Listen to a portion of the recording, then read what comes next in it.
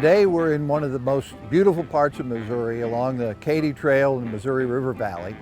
And this place is special for a lot of reasons. It's got a lot of history and it's got a beautiful landscape. We're overlooking thousands of acres of river bottom fields, and the Katy Trail is one of Missouri's and the country's greatest assets.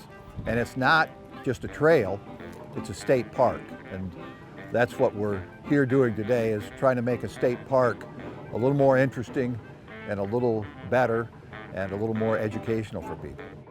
What we want to do along the Katy Trail is not only give people a place for recreation, but a place for education and conservation. And so today we're standing in front of a lot that used to be an old building that had been a part of this community for over 100 years.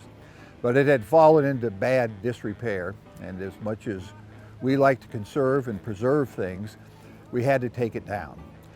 But it's directly across from the Katy Trail Trailhead in Treloar, Missouri. And it offers a great place to teach people about the beauty and the diversity of Missouri river bottom trees. And so today we're here to begin a planting of some beautiful trees of all kinds.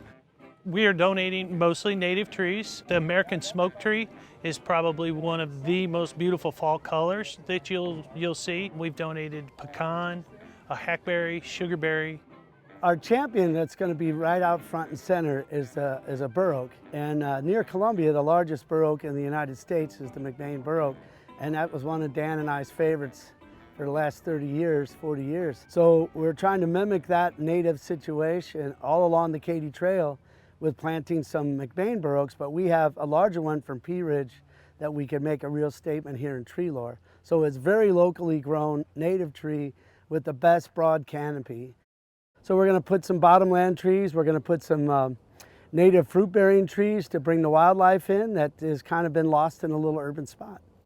The pioneers and the natives that came through here originally, and indigenous folks, they got a lot of fruit from a lot of native trees along this corridor of the river. We have persimmon, we have pawpaw groves started, and we will also have serviceberry, some of the best fruit-bearing trees to bring the wildlife, and humans can eat all those same things.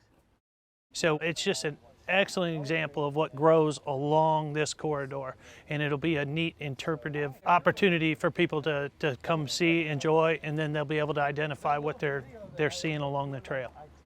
Long term, our goal is to reforest areas between here and St. Charles along the Katy Trail and the Missouri River.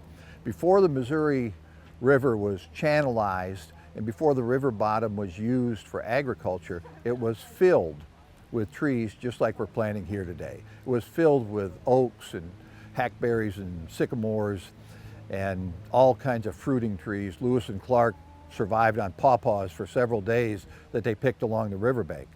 Those trees were cleared for agriculture. So what we want to do with the trees at Treloar is illustrate the kind of trees that were here before settlement, before we cleared the river bottom for agriculture.